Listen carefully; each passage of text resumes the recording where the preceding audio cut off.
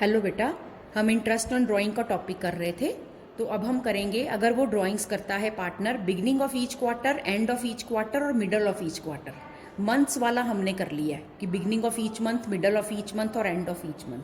अब इसमें देखो, उसने इंटरेस्ट ऑन ड्राइंग कैलकुलेट करना है 10% के हिसाब से। अगर वो ड्राइंग करता है 60,000 in the beginning of each quarter, और मैंने आपको शॉर्टकट मेथड की कंडीशन क्या बताई थी? पहली कंडीशन कि अमाउंट ऑफ ड्राइंग सेम होना चाहिए, जितनी बार भी वो ड्राइंग करे पर अमाउंट सेम हो। और दूसरी कंडीशन क्या बताई थी? एक ड्राइंग और उसकी अगली ड्राइंग वाले दिन में टाइम गैप सेम होना चाहिए। जैसे यहाँ पे देखो, अगर बिगिनिंग ऑफ ईच क्वार्टर है तो नेचुरली उसने पहली ड्राइंग अप्रैल 1 को की होगी, फिर अगला क्वार्टर 3 महीने बाद जुलाई 1 को शुरू हुआ, अगला क्वार्टर 3 महीने बाद अक्टूबर 1 को शुरू हुआ, और बेटा उसके अगला क्वार्टर जनवरी 1 को। और मंथ्स अप टू 31 मार्च कितने हुए?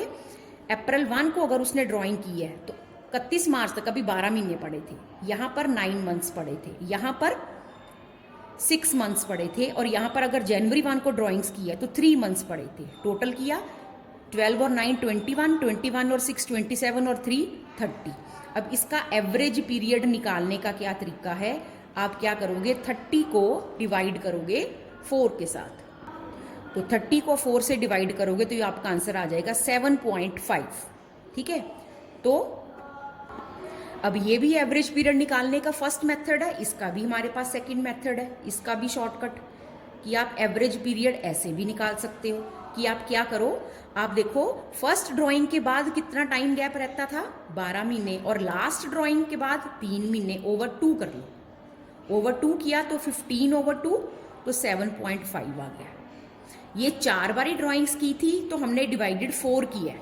जो पिछला हमने सम किया था उसमें 12 बार ड्राइंग्स की थी, इसलिए एवरेज पीरियड निकालने के लिए डिवाइडेड 12 किया था। ठीक है, तो अब इंटरेस्ट ऑन ड्राइंग्स कैसे निकालेंगे हम? ठीक है, पहले first part, amount of drawing 60,000 in the beginning of each quarter, यानी कि साल में 4 बारी की तो 6 4 24, 2,40,000 तो अमाउंट हो गया। ठीक है, रेट हमारे पास कितना है? उन्होंने बोला है 10%, और पीरियड हमारे पास 7.5 आ गया ओवर 12। तो ये आपका आंसर आ गया ₹15,000। ठीक है, अब हम करेंगे सेकंड पार्ट। सेकंड पार्ट करने के लिए पहले अगर मैं फर्स्ट मेथड के हिसाब से एवरेज पीरियड निकालूं, ठीक, तो at the end of each quarter drawings की है। ठीक है, तो अगर at the end of each quarter drawings की हैं तो दैट मीन्स अगर मैं डेट्स देखूं तो डेट्स, तो इसमें देखो बेटा, अगर वो जो ड्राइंग्स कर रहा है at the end of each quarter, तो पहला क्वार्टर यानी कि पहले 3 महीने कब खत्म हुए होंगे? अप्रैल मई जून, 30 जून को। अगला quarter July August September, and of each quarter है ना, 30 सितंबर, अक्टूबर नवंबर दिसंबर, 31 दिसंबर को अगला क्वार्टर खत्म हुआ, जनवरी फरवरी मार्च, 31 मार्च को खत्म हुआ। 30 जून के बाद कितने महीने बचे साल में? 9, इसके बाद 6, इसके बाद 3, और 31 मार्च के बाद तो कोई महीना बचा ही नहीं ना, साल ही खत्म हो गया, 0।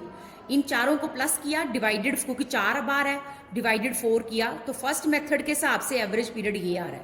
और सेकंड मेथड में क्या होता है?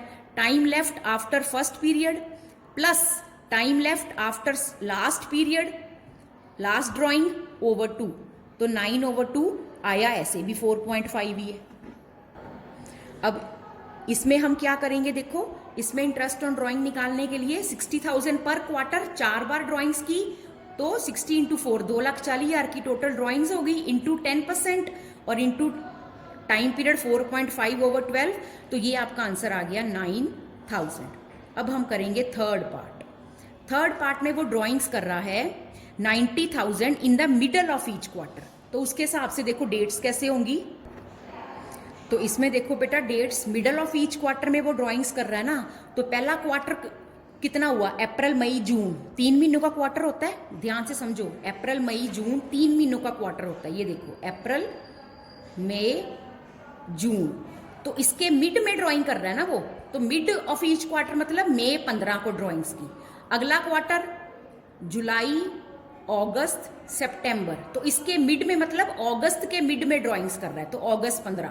अगला क्वार्टर अक्टूबर नवंबर दिसंबर, तो इसके मिड में मतलब 3 महीने है ना, तो 1.5 महीना कब बना? नवंबर 15।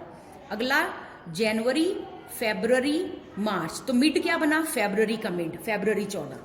तो अप टू 31 मार्च तक महीने गिने, मई 15 के बाद तो 10.5 महीने बचे, 7.5, 4.5 और फरवरी 14 के बाद 31 मार्च तक कितना टाइम बचा? फरवरी का आधा महीना और मार्च का पूरा 1.5 महीना। तो पहले मेथड के हिसाब से एवरेज पीरियड इन चारों को प्लस किया, डिवाइडेड 4 किया, 6। और दूसरे मेथड के हिसाब से time left after first drawing 10.5, time left after last drawing 1.5 over 2, यानी कि 10, 11, 12 ओवर 2 आया तो फिर भी 6 ही है, ठीक है। और इंटरेस्ट ऑन ड्राइंग कैसे कैलकुलेट करेंगे? 2,40,000 का 10% इंटू 6 ओवर 12, तो ये आपका कितना आंसर आ जाएगा? 18,000, ठीक है। तो अब मेरे हिसाब से जो एवरेज पीरियड कैलकुलेट करने का इजी मेथड है वो आपका ये सेकंड वाला मेथड ही है। तो मेरे हिसाब से तो आप एवरेज पीरियड सेकंड मेथड से ही निकालो। हाँ, बाकी अगर सपोज करो आपको ज़्यादा इजी फर्स्ट मेथड लग रहा है ना, तो वो आपकी मर्जी है, उसमें फिर आपको डेट्स और मंथ्स लिखने पड़ेंगे। सेकंड मेथड में तो आपको लिखने की जरूरत ही नहीं है, आप जुबानी ही सोच लो। जैसे कि वो अगर बिगिनिंग ऑफ ईच मंथ वो ड्राइंग कर रहा है, बिगिनिंग ऑफ ईच क्वार्टर, तो बस सिर्फ पहली और आखिरी डेट सोचो। पहला क्वार्टर अप्रैल 1 को शुरू होता है और लास्ट क्वार्टर 3 महीने का होता है ना, जनवरी, फरवरी, मार्च का, वो जनवरी 1 को शुरू होता है। तो time left after first drawing और time left after last drawing लिखो, डिवाइडेड 2 करो, तो वहां से आपका एवरेज पीरियड आ जाएगा, ठीक है। तो ये आपको ये सारी चीजें लिखनी नहीं पड़ेंगी, जो ये आपको डेट्स है ना, ये लिखनी नहीं पड़ेंगी, ओके।